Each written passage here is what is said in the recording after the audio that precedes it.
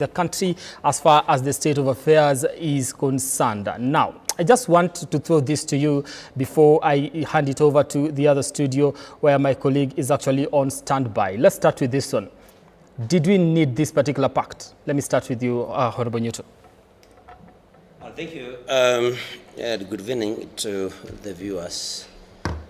I really don't want to comment about whether or not we needed this particular pact, because looking at the 10-point agenda, I think this did not need a pact in order for it to be implemented. But I must admit that they are very progressive ideas. The agenda is progressive, that if it were going to be implemented, if they were going to be implemented, then they would be good for Kenya. The question remains, did we have then, like you have asked, to enter into this particular pact?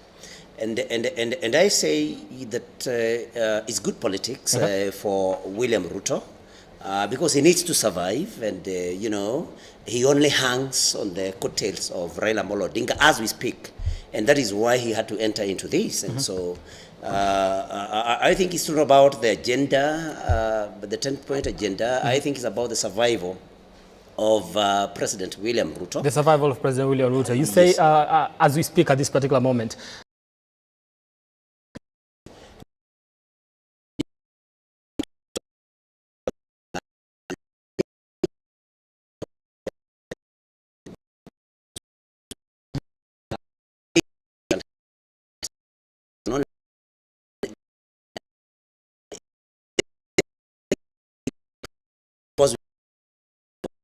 Here.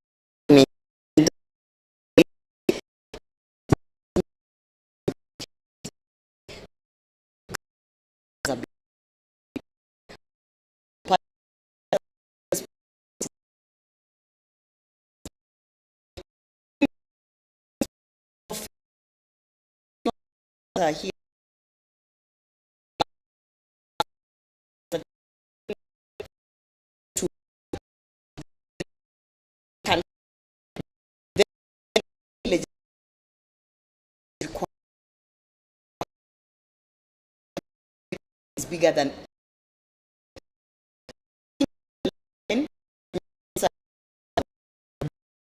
the two biggest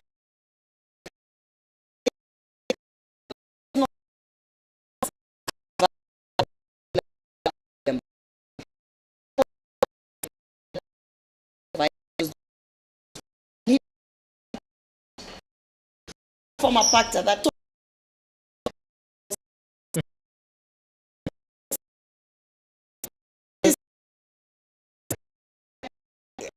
when, and I believe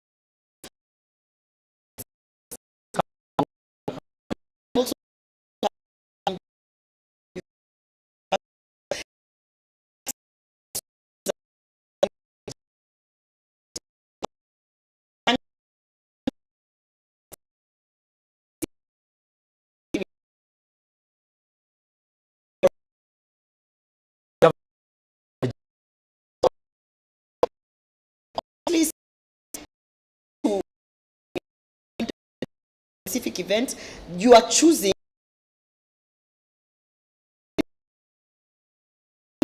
You're not.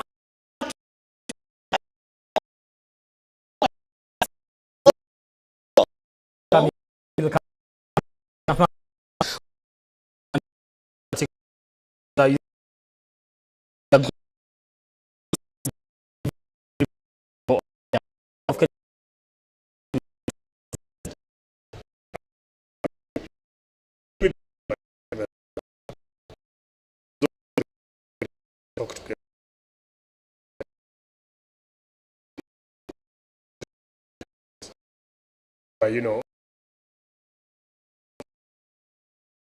trying to teach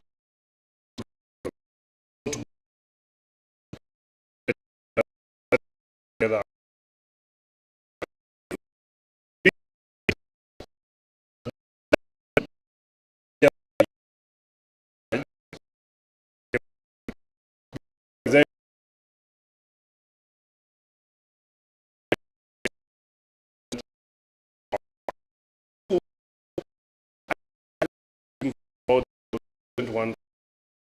Wants to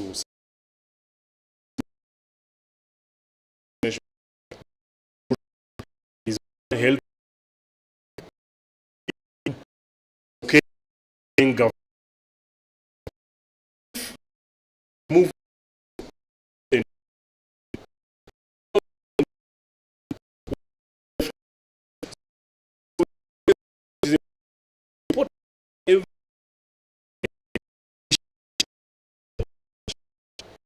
go to church after speaking it. We pray for the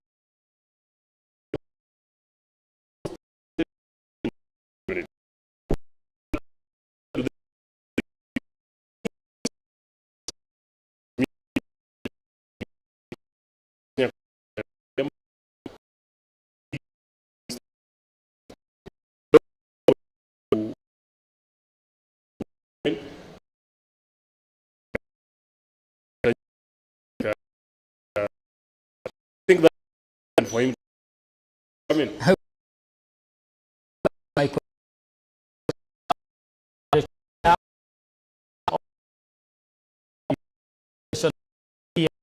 But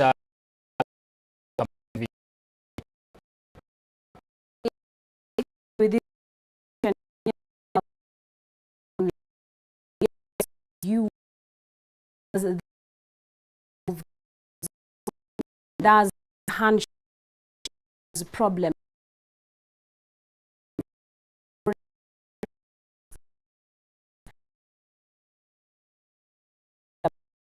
at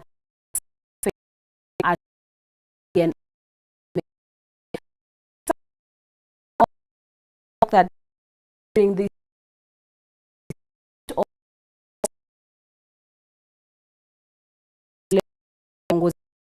wanajua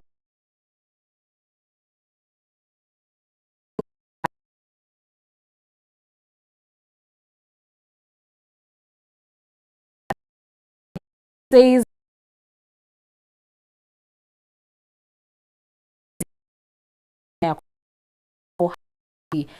ya hii nchi ni ngumu. And then we have another one from Lilian Wairimu and she says mkataba huu hautaleta mabadiliko kwa sababu sidhani kama wanania ya dhati. Wakenya wanahitaji mabadiliko kwa haraka na sio mikataba ya siasa ambayo inawafaidi wanasiasa pekee. And then we have another one from Jackson and Jackson says most of the same thing and says mkataba huu utakuwa na manufaa kwa wanasiasa na si kwa wananchi wa kawaida kama wangeweza kufanya kazi kwa pamoja kwa manufaa ya Wakenya. And then he says kwa sasa huu ni mkataba wa kisiasa ambao hautaleta mabadiliko halisi. We have another one from Grace Mikali and Grace says pamoja na kuona viongozi hawa wawili wakikubaliana bado sidhani kama wataweza kutoa suluhu ya kweli kwa changamoto za Wakenya. She says tumeshuhudia ushirikiano wa kisiasa na mikataba lakini wananchi wamesalia katika hali ya umaskini na kukosa huduma bora. And then we have Alan Otieno And Alan says Rais Ruto na Raila wanatafuta maslahi yao ya kisiasa na ni siasa tupu. So we have more or less of the same comments there from Kenyans, most of them expressing, or rather saying that they're not hopeful following this Ruto-Raila pact. Back to you, Amwai. All right, thank you, Chimia, for sampling those particular, views from Kenyans across the country, exactly what they are saying as far as this conversation is concerned and whether this pact is actually good for them. I want to throw that question to you, my panel here in studio, before I take it back to that particular studio where we'll be having another set of panelists to just try and make sense of this. Is this good for the country? Is this good for Kenyans? Does it get to solve the issues that people have in the country? Because the people are talking about different issues. There's issues to do with education, the economy, issues to do with healthcare. Does this pact solve those issues? Just before I get to that, kindly allow me to make it clear to my friend and colleague, Senator Gloria, that I did not say that this pact has left out Kenyans. I said it has left out some Kenyans, a major chunk of Kenyans. Okay. And my argument was based on the fact that, yes, it is true that the Raila Amolo Odinga and William Ruto were the major protagonists in the last elections. But then my argument is, does each one of them still hold the support that they had as at the time of elections in 2022? And my submission is no. William Ruto has lost the whole of Mount Kenya, for example, where he polled about almost 5 million votes. Raila Odinga has lost, he doesn't have, enjoy the support of the Kamba vote that he had, and some other regions. So what we are saying, what I was saying, my argument was that if you are saying that it's about Kenyans and uniting Kenyans, that everybody should be brought on board. But I like what my very good friend Mark Nyamita says, that if anybody lives left out, then they can join. I mean, you do not, when you are kicked out of a house, you ideally, traditionally in Africa, if you kick out a wife or you chase away a wife, you cannot tell them that, if you choose, you can come back. Okay. I mean, you have to go for them. So I need to put that very clear. And also, let me mention something about the response by Kenyans, and you have gone through them. I have not heard or seen any particular comment that is from Kenyans that is for this particular pact. Okay. But coming to your question, whether it is going to solve the problems of Kenyans.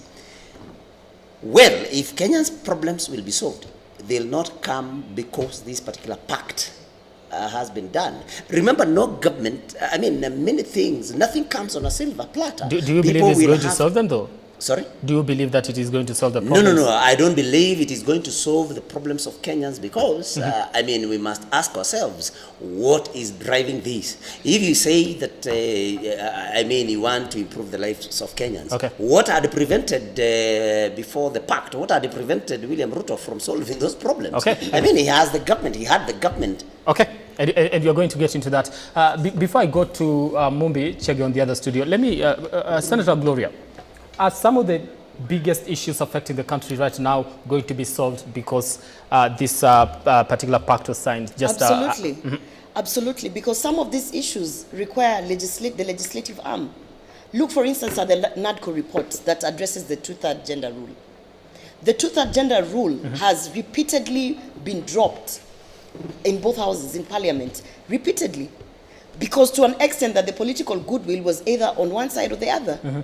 So when you form a pact from the two biggest political parties saying that actually let's stop talking about the two-third gender rule, let's go to where it bites us, which is in parliament, where they keep dropping that piece of legislation, and let's pass it.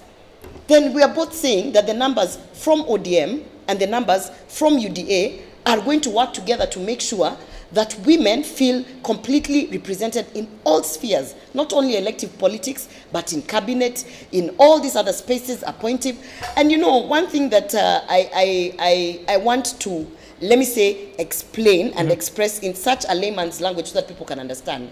When you have a piece of legislation and it has to go through the process in parliament, and it has to be passed and voted for Okay. in both houses. All right. It takes a long time, Okay. and it takes a lot of political goodwill. Okay. And if you don't have both parties, both opposition and government supporting you, chances are that piece of legislation will not go. So to some extent, you're just saying it is political bad manners, because if it is a good initiative, then why would not both sides of the political divide? But I have been asking this question. If we want to see women and girls being representative since the two-third gender rule Okay. was put in place, why do we have political parties, including the ones that are being formed now, i.e. Wamunyoro, complaining and saying that they don't want this thing, they don't want women, they don't Okay. want... So when we come together, I mean, who is actually in their right senses and mind fighting unity of our country? Okay. I want to throw it over to Mumbi Chage on the other studio. Mumbi, over to you. The People Dialogue, and we continue to unpack the handshake, the pact between President William Ruto and, of course, ODM boss Raila Odinga here on K24 as well as on Kameme TV. Now, after President William Ruto took over office after the 2022 general elections, he continually vowed that a handshake between him and ODM boss Raila Odinga was out of question. But 2 years and a half down the line, President Ruto finds himself in the same problematic situation as his predecessors. This being the fourth time Raila Odinga is joining government after losing his presidential bid. But how is this pact any different? Is it just for political convenience? And how do Kenyans stand to benefit from this? With me tonight to help us unpack all of this, understand better this handshake pact, if you like, is Kennedy Ondiek. Thank you so much, who is currently the chairman for Progress Plus Alliance PPA party, and he is also the immediate former chairperson for UDA party Nyanza region. Asante sana, thank you so much for being here. And we also have Kimani Mwangi, who is a political analyst. Asante sana, Kimani Mwangi, for being here. We also have Mudhiora Kariara, who is also a political analyst. Thank you so much for being here tonight. Let me start with you, Kennedy Ondiek. Was this pact necessary, and how do Kenyans stand to benefit from all of this? Yeah, thank you so much. First, I have to make a little clarification. It's Progressive Plus Alliance. PPA party, and I am immediate former coordinator of UDA in Nyanza, not chair. UDA is still having coordinator. UDA is still having their chairperson, Cecil Mbarire. So I was the coordinator of UDA in Nyanza region. But now, straight to your question, and I have had my colleague panelists from the other studio have been explaining this, and I have to start from the point that Kenyans have to understand that they promulgated the Constitution in 2010 and gave unto themselves that which included Article 136, which talks about the election of the president and how the president is supposed to be elected and who is supposed to be in charge of the country. And based on Article 38, which provides for freedom of association and who you are supposed to side with, gives us what is all covered in Article 10 of the Constitution, which is the national values and principles of governance. Where should we be and how should our country be governed?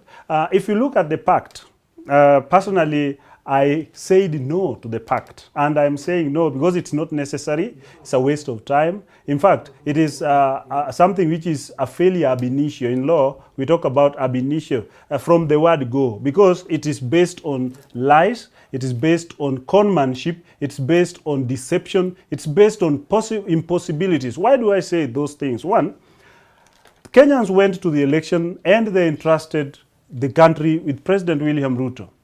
Kenyans later realized that President William Ruto cannot deliver what they want. Now, Kenyans went to the street to tell the president that you have not done it right. Kenyans asked the president to live together with his cabinet. The president sent home his cabinet but refused to leave. Instead, he decided to reunite with Raila, who they rejected. Basically, this is a president who has been rejected, combining with someone who was rejected. So it is purely 0 plus 0, which actually cannot total to 1. Can we go to where the rain started beating us? And now you see they are talking about NADCO, they are talking about, I'm seeing Senator Ruoba is talking about numbers in parliament. Ruoba, you don't have numbers in parliament because numbers are changing every minute. They will change tomorrow. I'm telling you, I wish the next motion that you want to be taken to parliament, as you say, should be the motion to impeach the president, because that is what is Kenyans are waiting. If Kenyans really want any motion taken to parliament, why? The unrest by the Gen Z group was not to the interest of Raila. Raila only came in, and I will say it very categorically. I'm happy Honorable Mark Nyamita is on the bench with us. Raila jumped into Gen Z movement when already UDA, based on some efforts as a party, was taking over Nyanza. So Raila realized that he was losing his backyard. So the best thing he took from the president was simply to jump on the presidentship. And yesterday he was busy saying president went to him. How does president go to you in opposition, yet you know you're the one who has gone to the president in government? So Raila is basically a liar. He's always using the people's mind, he was woodwinking people and making people to believe that is the savior, yet he's actually the devil, the killer. Now, I want to say that the Gen Z thing was purely a referendum against the government.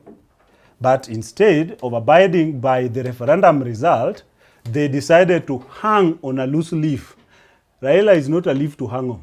It's a leaf that is on its sundowner. And when something is on its sundowner, there's no strength to hold anymore. Because they tried to take him to AUC. And I said it, it's very on record. I said Kenya could not win that thing because candidate was not going to win. So now, if they lost, I'm seeing Senator is saying it's supposed to be because of NADCO.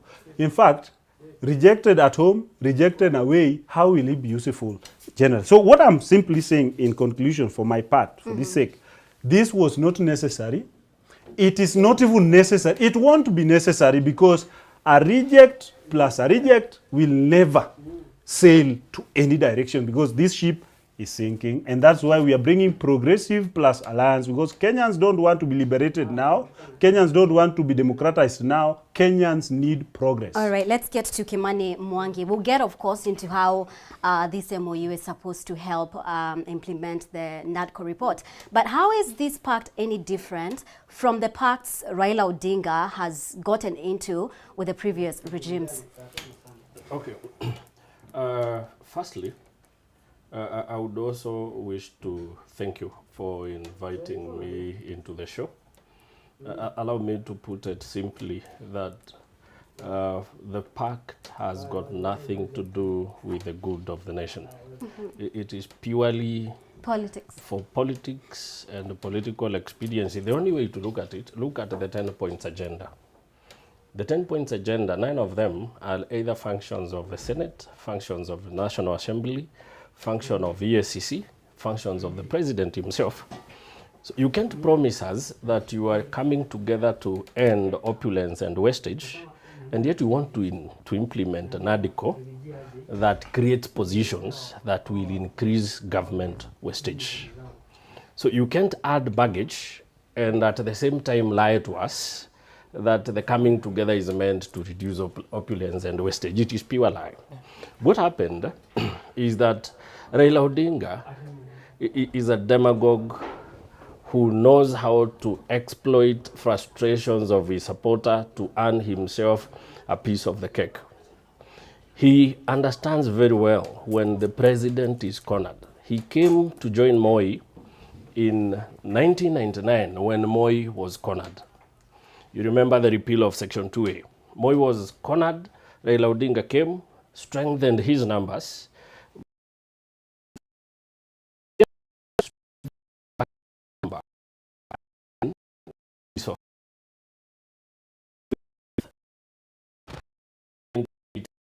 Who was walking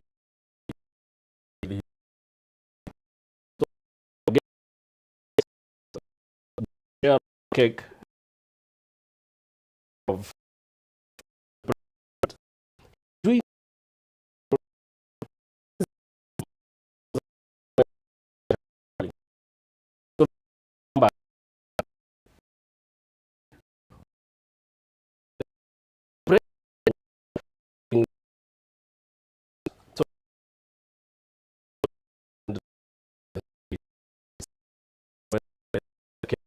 that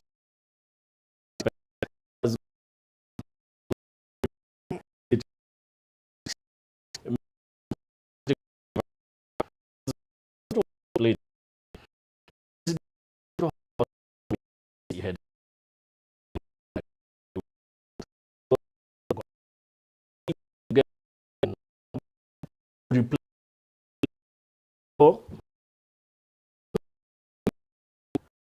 is men stated and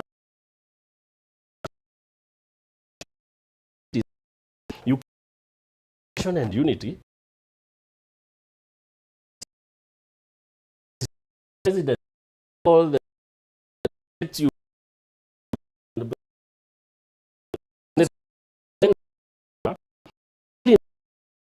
president we have I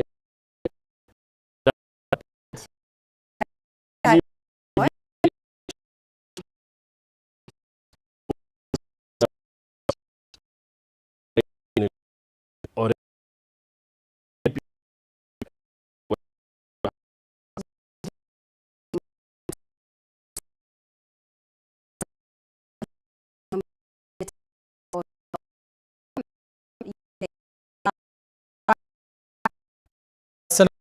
Some response. You yeah, factual.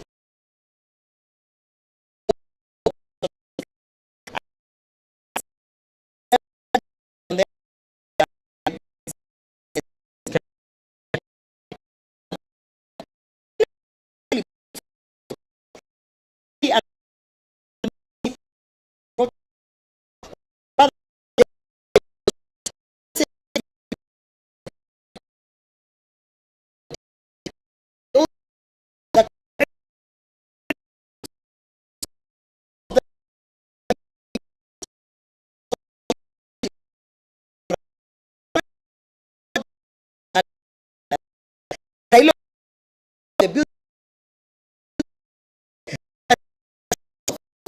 you can see far back in 60, some of us and the interest. This is an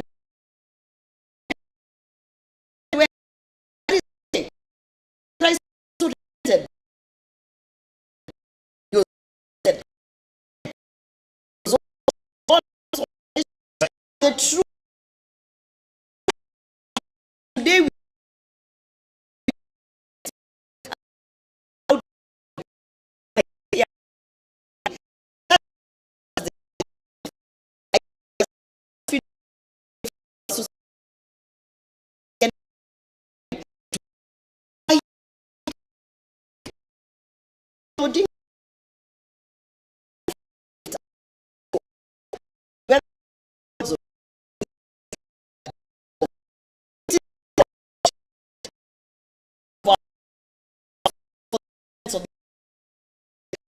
rights of this who are sitting here.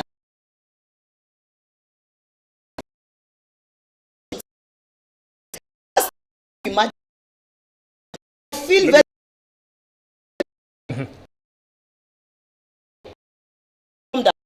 you and no longer alliance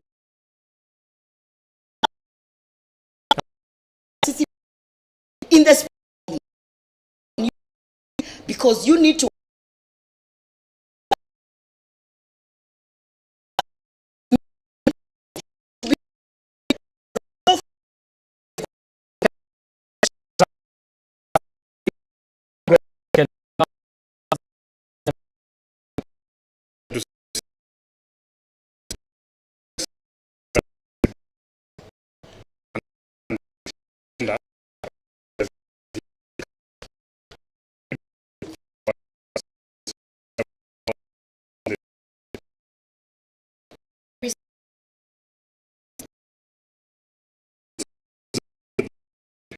evening. This park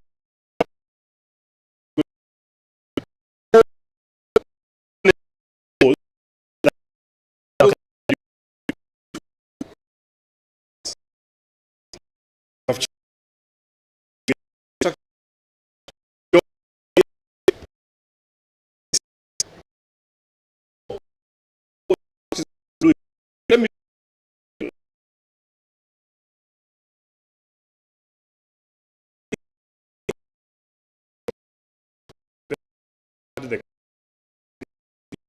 and even dissolved the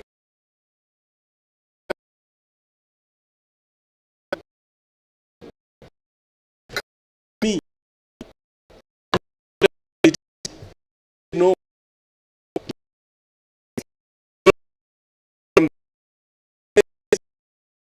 it to protested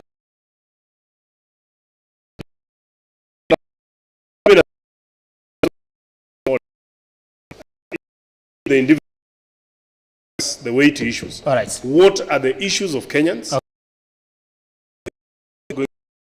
As what is it?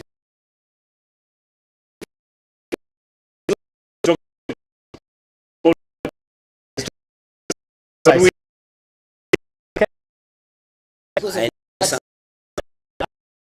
I'll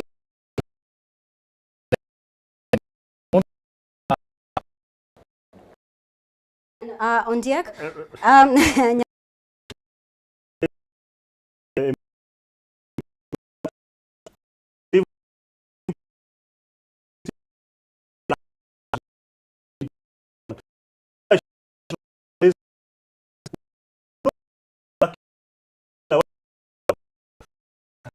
You know,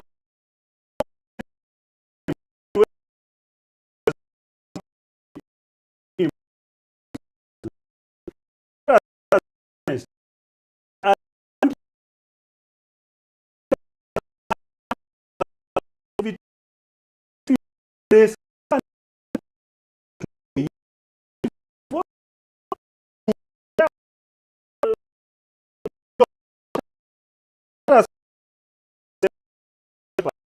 he left him.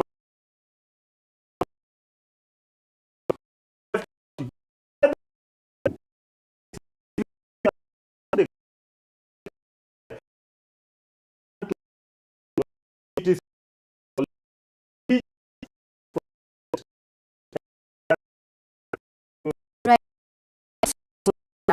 made any comment.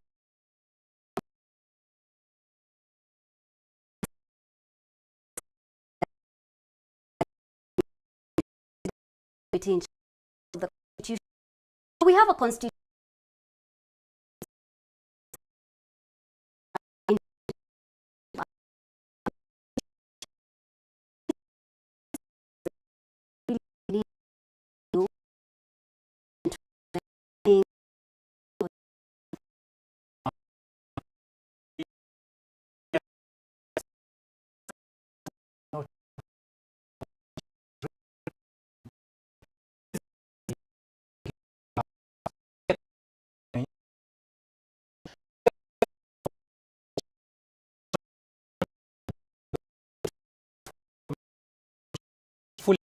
it.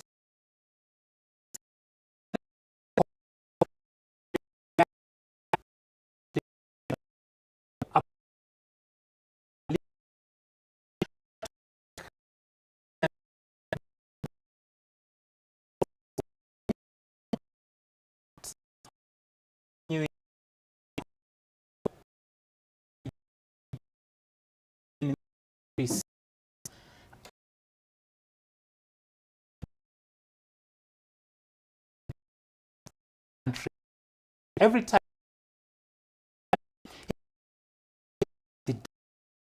now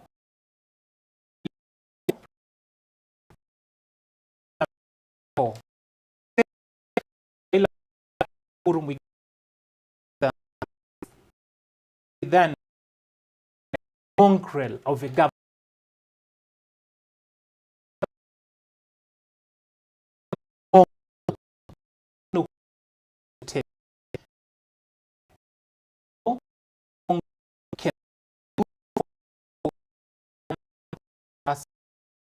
country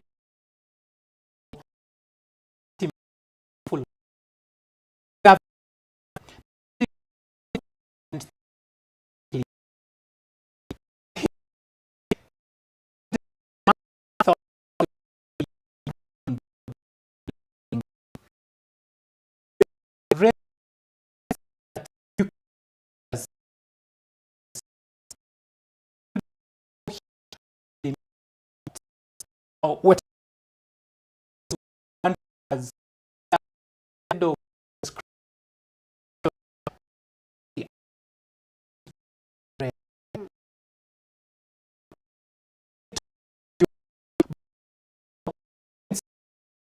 doing a very now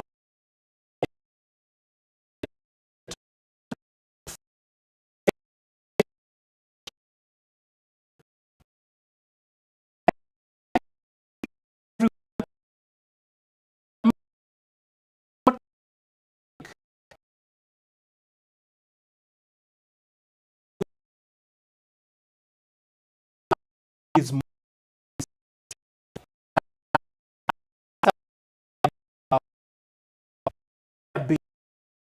it is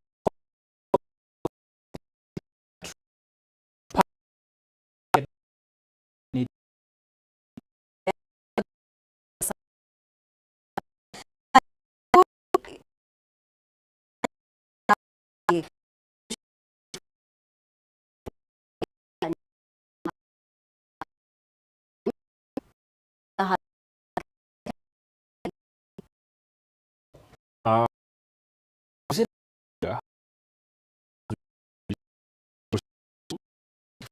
so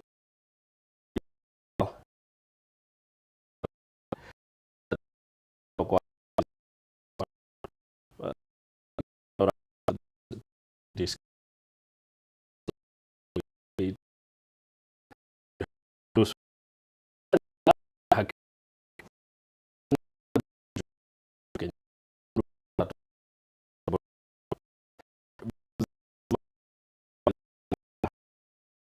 clever and that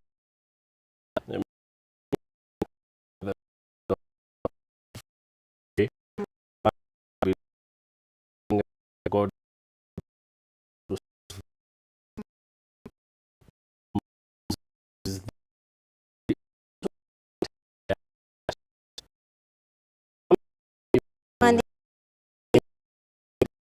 Very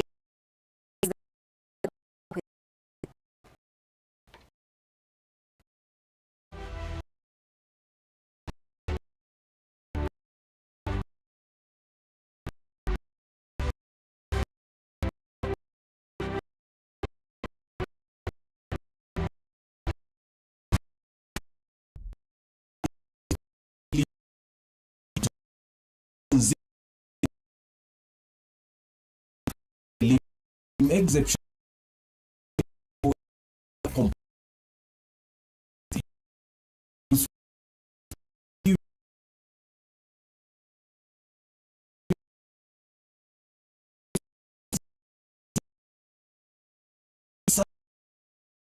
experience